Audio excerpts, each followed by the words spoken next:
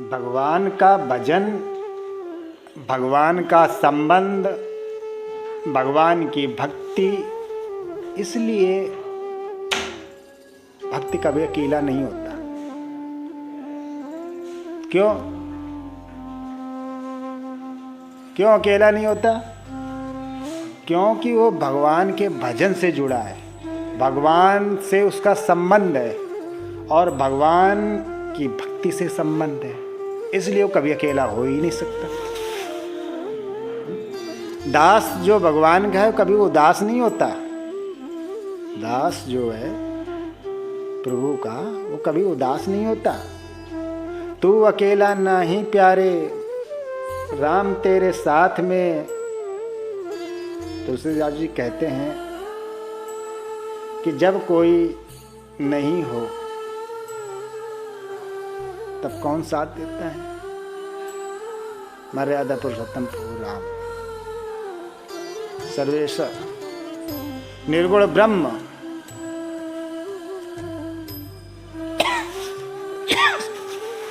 जबे जमराज रजायस्ते भट लय चली हैं, जबे जमराज रजायस्ते भट लय चली हैं। जबे जमराज रजायस्ते मोह ले चली हैं भट बांध नटैया। तब सांस की घोर पुकार तो आरत कौन सुनह चौओर डटैया। तात न मात न स्वामी सखा, तात न मात न स्वामी सखा, सुत बंद विशाल विपत्त बटैया। एक कृपाल कहा तुलसी, दशरथ को नंदन नंद नटैया बंध कटैया। दशरथ को नंदन बंध कटैया। इसलिए दास को कभी उदास नहीं होना चाहिए, वो हमेशा प्रसन्न रहे, उसे प्रसन्न ही रहना चाहिए। इसका अर्थ ये है कि जब जमराज रजायस्ते, जमराज रजायस मतलब इस शरीर से प्राण को, इसका संबंध भाव जो है वो प्राण से और मनुष्य और यमराज से। जब जमराज रजायस्ते मोह ले चलिए भट्ट, भट्ट कौन है? भट्ट भगवान भक्त यमराज के दूत। वो जब ले चलते हैं प्राण से, प्राणों को स्तन से निकाल करके जब ले चलते हैं तब उस सांस की घोर पुकार होती दुख की। वो मारते डांटते फटकारते हुए ले चलते हैं बांध करके। उस समय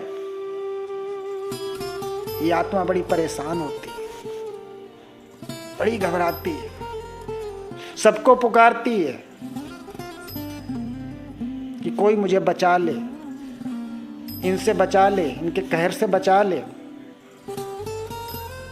उस समय ना तो माता आती है, ना कोई स्वामी है आता है स्वामी, न सखा बंधु भाई, कोई वहां पर बचाने नहीं आता। उस समय जो आत्मा के ऊपर विपत्ति पड़ी होती है,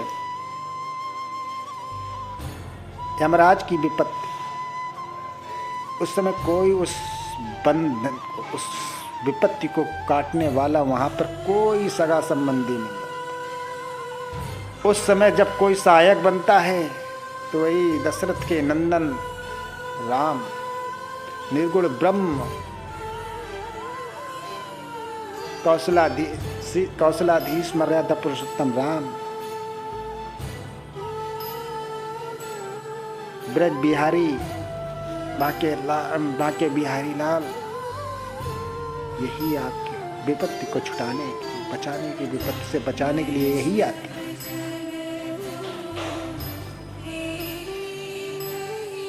जासु नाम सुमिरत इक बारा, जासु नाम सुमिरत इक बारा, उतर ही नर भव सिंधु अपारा।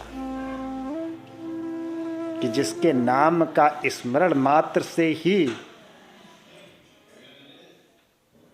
मानो इस भवसागर, संसार रूपी भवसागर से पार लग जाता है, उसके नाम का स्मरण सदा करना चाहिए, उसका ही दास बन के रहना चाहिए। हमारा तो मानना है, हमारा तो सबसे यही कहना है कि जीवन में व्यक्ति संसार के अनेकों कार्यों के पीछे पड़ा रहता है, लेकिन वो उस परमात्मा को, परम तत्व को, उस प्रमुख मालिक को भूल जाता है कि मैंने उसके साथ क्या क्या कमिटमेंट करके आया, क्या क्या उसके साथ वादे किए, उन सबको भूल जाता है। माया रूपी जगत में आकर के धन, पुत्र, परिवार, संसार, सब चीजों के पीछे पड़ करके वो अपना प्रमुख उद्देश्य भूल जाता है। अब कहो महाराज जी उद्देश्य प्रमुख क्या है जीव का? तो उद्देश्य प्रमुख जीव का, आत्मा का सिर्फ एक ही है, अपने परम सखा परमात्मा से मिलन, उस तक पहुंचना। या यूं कहो जैसे एक पिता अपने पुत्र को 100 रुपए दे के भेजे बाजार और उसे कहे बेटा बाजार से ये चीज़ें लेके आओ, और वो बाजार में जा कर के रास्ते में कहीं पर मदारी का खेल हो रहा हो, नट का खेल हो रहा हो या जुआ चल रहा हो और उसमें वो पैसे खर्च कर रहा है, और खर्च करके शाम को वो घर आए, और जब घर आए और आकर के वो पिताजी के सामने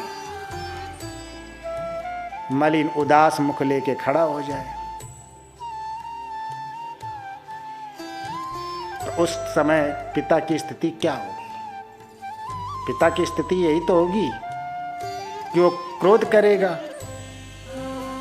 और क्रोध करके पुत्र को भला बुरा कहेगा, पीटेगा भी, डांटेगा भी, ना कि ये करेगा कि उसे गोद में बिठा के प्यार करेगा। प्यार करेगा? खुद बताओ, प्यार करेगा? नहीं करेगा ना। तो उसी तरीके से जब जीव माँ के पेट में होता है, उस समय माँ के गर्भ में अनेकों अनेक बारंबार प्रार्थना प्रभु से करता है कि हे प्रभु इस बार मुझे बाहर निकाल लो इस नरक से, और मैं हमेशा आपका ही चिंतन करूंगा, आपकी ही सेवा में लगा रहूंगा। तो परम पिता परमात्मा प्रभु से कहता है, जीव से कहता है कि चल तुझे मैं निकाल तो लूं, लेकिन तू मेरे लिए क्या करेगा? तो यही जीवात्मा परमात्मा से वादे करता है कि प्रभु मैं दिन रात आपका ही चिंतन करूंगा, सत्कर्म करूंगा, परहित करूंगा, पर उपकार करूंगा, अनेकों अनेक वादे करता है। लेकिन जब वो जीवात्मा इस संसार में कदम रखता है तो धीरे धीरे अपने किए हुए सभी वादे भूल जाता है, और भूलने के पश्चात वो परम पिता परमात्मा को भी भूल जाता है। उसके पश्चात अंत समय में वो पछताता है जब ऊपर जाता है। अंत समय में वो पछताता है, तब वहाँ पर यमराज के दूत होते हैं, वो घबराता है। उस समय जिनके लिए उसने जीवन अपना सर्वस्व निछावर किया, जिस संसार के कार्यों में सर्वस्व निछावर किया, वो कोई न कार्य का साथ आते हैं, न कोई परिवार कुटुंब सखा।